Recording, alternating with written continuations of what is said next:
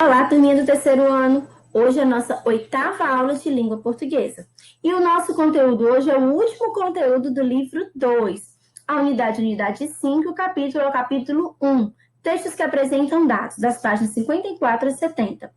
Os itens abordados durante essa aula serão o texto de divulgação científica, MN antes de consoante, concordância do artigo com o substantivo e a ortografia do H inicial, que é uma revisão, já que esse conteúdo foi um dos primeiros conteúdos que nós vimos lá em abril, no início do nosso livro 2.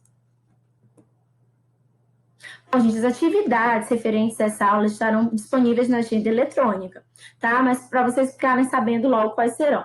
Para entender o texto, páginas 57, 58, 59 e 60. Mão na massa, páginas 63, 64, 66, 67 e 68. E a ficha de atividades, páginas 29, 30 e 33 a 35. Bom, gente, vamos iniciar com textos de divulgação científica. Na página 56 do livro digital de vocês, começa assim, os dados e a ciência. E aí vem um texto sobre germinação. Fala o seguinte, a germinação ocorre quando as sementes se encontram em condições ambientais favoráveis, originando uma nova planta. Isso aqui é só o início do texto, né? Então tem um texto falando todo sobre germinação. E o que isso tem a ver com divulgação científica? Para que a gente possa entender, vamos primeiro entender o que é um texto de divulgação científica. O texto de divulgação científica, ele trata de apresentar o quê? Resultados de pesquisas e de experimentos, além de transmitir conhecimentos de natureza científica ao público em geral. Então, é um texto que traz o quê? Conhecimentos da natureza científica, do meio da ciência, e divulga isso para o público de maneira geral. Para isso, o texto costuma apresentar termos próprios da área de conhecimento e podem aparecer termos e conceitos científicos. Ou seja, esse texto, em geral, é um texto que tem uma linguagem mais difícil de ser entendido porque ele traz termos técnicos, né? Se ele está abordando um determinado assunto, ele vai trazer termos técnicos referentes a este assunto. E nem todo mundo conhece essa linguagem, mas geralmente eles trazem também o significado das palavras mais complicadas. Bom, gente, aqui eu coloquei também mais um pouquinho desse gênero textual, para que vocês possam entender melhor. A definição, que é super importante. Ele é um texto expositivo e argumentativo mais elaborado. Ele é expositivo, gente, porque ele vai expor algum tema relacionado à ciência, e argumentativo porque ele vai trazer vários argumentos para comprovar o que ele está falando. Produzidos mediante pesquisas, aprofundamentos teóricos e resultados de investigações sobre determinado tema. Ou seja, para esse texto ser produzido, é feito antes várias pesquisas, aprofundamentos, investigações, eles fazem várias pesquisas mesmo sobre o tema para depois fazerem esse texto. E qual é o objetivo desse texto, gente? É popularizar a ciência, ou seja, difundir o conhecimento científico. Porque o que acontece? Às vezes, os textos de divulgação científica, eles não vinham muito nos livros da idade de vocês, né? Eles vinham somente em livros mais de ensino médio. Só que hoje ele já está vindo em livros de Fundamental 1, que é para justamente difundir o conhecimento científico, para que os alunos possam conhecer um pouco mais sobre a ciência. Bom, características. Gente, primeira característica, ele é muito utilizado no mundo acadêmico. Quando a gente fala de mundo acadêmico, a gente está falando o quê? Da faculdade, das universidades, né? Então, assim, são textos que são muito utilizados dentro das faculdades e universidades. Todo mundo, quando tem que se formar, tem que fazer uma monografia, um TCC, e geralmente esses TCCs utilizam o quê? Os textos de divulgação científica, né? A linguagem objetiva e formal, ou seja, ele traz uma linguagem seguindo as normas da língua portuguesa, bem direitinho as regras gramaticais e bem objetivo, ou seja, ele não é um texto que ele acaba saindo um pouco, ele vai sempre muito direto ao assunto. Presença de termos técnicos da área, que é o que dificulta bastante o entendimento, essa questão dos termos técnicos, porque dependente do assunto, ele vai pegar termos técnicos dentro daquele assunto e vai colocar no texto. Então, fica bem difícil, às vezes, entender se você não conhece aquela área, né, de conhecimento. Então, fica difícil, às vezes, entender o que ele está querendo dizer. A linguagem é um pouco mais difícil. escrito por especialistas e pesquisadores no assunto.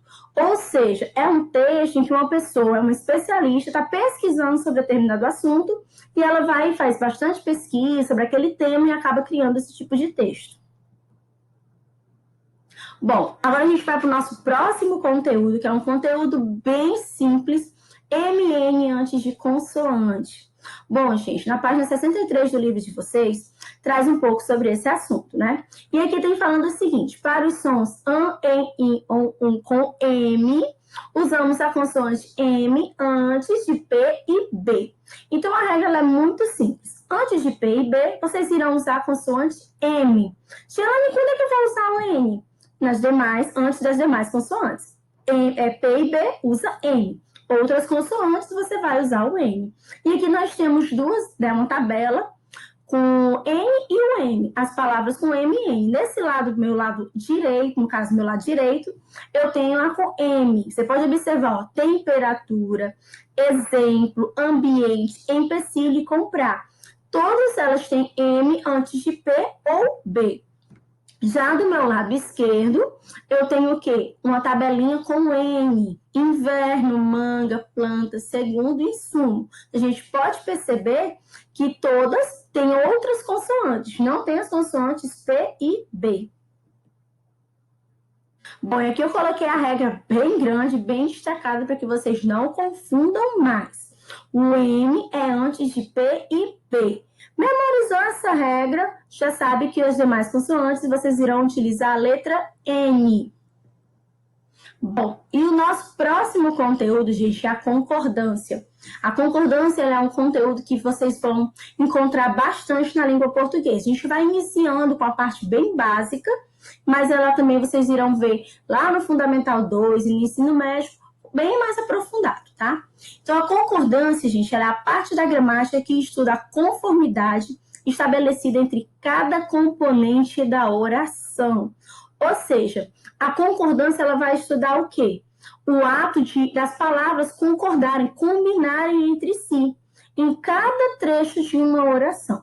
Ou seja, para vocês, que vocês não estão muito acostumados com o termo oração, é parecido com frase, né? Só que tem que ter verbo. E nós temos dois tipos de concordância, a verbal e a nominal. Vocês irão ver agora a nominal, tá bom? A concordância nominal é a propriedade que substantivos, adjetivos, artigos têm de combinarem entre si em relação a gênero e número. Então, ou seja, a concordância nominal, eu vou pegar classes de palavras que tenham mais relação com nome, tipo substantivo, adjetivos, artigos, e aí eu vou combinar eles, eu vou fazer com que eles tenham uma relação que fique tudo harmonizado na minha frase, tá bom? Assim dizemos que se um substantivo está no plural ou no singular, o adjetivo e o artigo deverão concordar com ele. Quando a gente fala do gênero e o número, a gente está falando justamente disso. O gênero é o feminino e o masculino e o número singular e plural. Isso quer dizer o quê? Se o meu substantivo for feminino, o meu artigo, o meu adjetivo, ele tem que ser feminino. Se estiver no singular, todos deverão estar no singular. Se estiver no masculino ou no plural, todos deverão estar no masculino ou no plural. Então, tem que concordar em gênero e número. E aqui é o nosso primeiro tipo de concordância, do artigo com o substantivo. Primeira coisa que a gente tem que lembrar, o que é um artigo? O artigo é a palavra que, vindo antes de um substantivo, indica se ele está sendo empregado de maneira definida ou indefinida. Isso quer dizer o quê, gente? Nós temos dois tipos de artigos, os definidos e os indefinidos, tá bom? Os definidos são aqueles que determinam o substantivo de uma maneira precisa. Por exemplo, o, a, os, as. Quando eu falo a bola colorida, eu estou determinando que é uma bola, aquela bola colorida. Já no meu indefinido, eu não determino o meu substantivo, ele fica uma coisa de maneira vaga. E quem são eles? Uma, uns e umas. Ou seja, uma bola, eu não sei qual é a bola, é uma bola qualquer. Já o definido, eu falo a bola colorida, ou a bola daquela criança, eu estou sendo mais precisa e determinado, tá bom? Aqui tem dois exemplos bem interessantes. Ó. Comprei a fruta da estação. A fruta da estação está sendo específica, é a fruta que está naquele momento na estação. Comprei uma fruta da estação. Uma fruta é uma fruta qualquer que pode estar dando naquele momento na estação. Eu não sei qual é. E aqui, gente, eu coloquei um quadrinho, né, com relação aos artigos para que vocês possam visualizar melhor. Nós temos definidos e os indefinidos. No feminino, singular, nos definidos, nós temos a, e no plural, as. No masculino singular, o, e no masculino plural, os.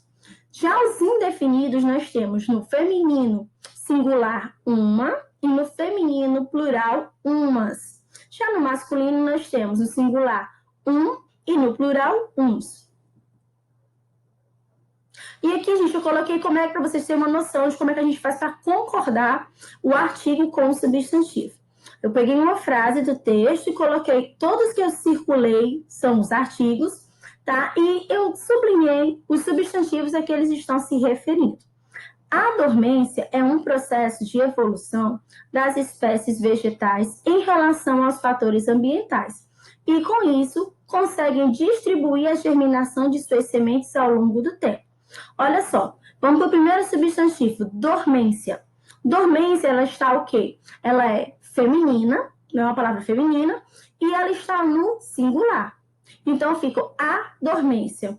Processo, no caso, um processo, que eu não sei qual é o processo específico. Então, processo, no caso, como ele está no masculino, né? E no singular, eu utilizo um.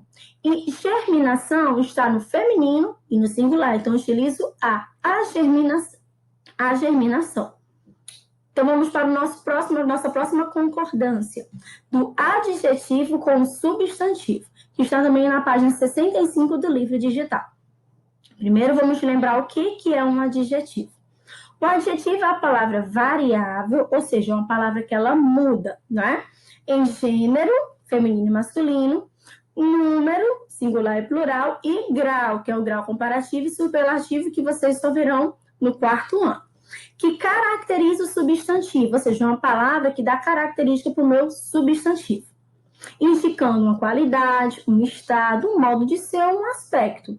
Ou seja, o mais importante é vocês lembrarem que o adjetivo ele vai caracterizar o substantivo.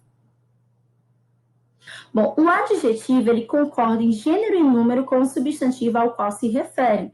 Ou seja, ele tem que concordar com o substantivo. Se o substantivo está no feminino plural, ele vai estar no feminino plural. Então, vamos aqui. Eu coloquei também uma frase retirada do texto de vocês, tá? E eu circulei o adjetivo e sublinhei o substantivo. A indústria alimentícia driblou um empecilho do calendário e consegue oferecer muitas frutas, legumes e verduras quase o ano todo. Então, a palavra alimentícia, ela está caracterizando um tipo de indústria, ela é um adjetivo. Como a palavra indústria ela é feminina e está no singular, a alimentícia também é feminina e está no singular. E aqui eu coloquei outros exemplos para que vocês possam memorizar melhor. Homem, no caso, masculino, singular, então eu coloquei bom. Se eu colocasse homens, seriam bons. Mulher, honesto. Se eu colocasse mulheres, seriam honestas. Bom, e a gente vai para o nosso último conteúdo, que é uma breve revisão da ortografia do H inicial. E aqui eu coloquei duas palavras. Hoje, homem. No início da palavra, o H não tem valor fonético, ou seja, não tem som. Então, gente, é muito simples. No começo da palavra, o H ele é considerado uma letra muda. Ele não tem som nenhum. Poxa, Tielane, se ele não tem som, por que ele fica lá? Seria muito mais fácil se ele não existisse. Concordo com vocês. Se ele não existisse, seria muito mais fácil. A gente confundiria bem menos. Mas ele permanece, gente, por uma questão de razão etimológica. Ou seja, ele se mantém na palavra devido à origem da palavra. Então, a palavra que originou, ela tem um H e por isso ela permanece com esse H. Aqui eu coloquei algumas palavras para que vocês possam entender melhor por que elas têm um H e a palavra de origem, tá bom? Por exemplo, a palavra hoje, ela vem do ode, que é do latim, por isso o H permanece. Haver, o verbo haver, ele vem de haber, Do latim também. Então, por isso permanece. Homem vem de omni, latim também. Hélice vem de helix, do grego. Horizonte vem de horizon, do grego também. Hiato, que a gente estuda aí nos encontros vocálicos, né, vem de hiatus, do grego também. Por isso que essas palavras, elas continuam com H, mesmo ele não tendo valor fonético, ou seja, ele não tem som, ele permanece na palavra por uma questão de origem, razões etimológicas. Bom, gente, aqui eu termino a nossa aula com uma mensagem bem legal para vocês. Você pode escolher o que vai plantar, mas só pode colher o que plantou. E eu espero que vocês consigam colher bons frutos dos estudos de vocês, tá bom? Eu agradeço a atenção de vocês, fico muito feliz que vocês tenham acompanhado todo o nosso livro 2. Apesar de todas as dificuldades, a gente conseguiu concluir com êxito os nossos estudos, né, deste livro, tá bom? Eu agradeço a atenção de vocês, um grande abraço a todos e até a próxima. Tchau, pessoal!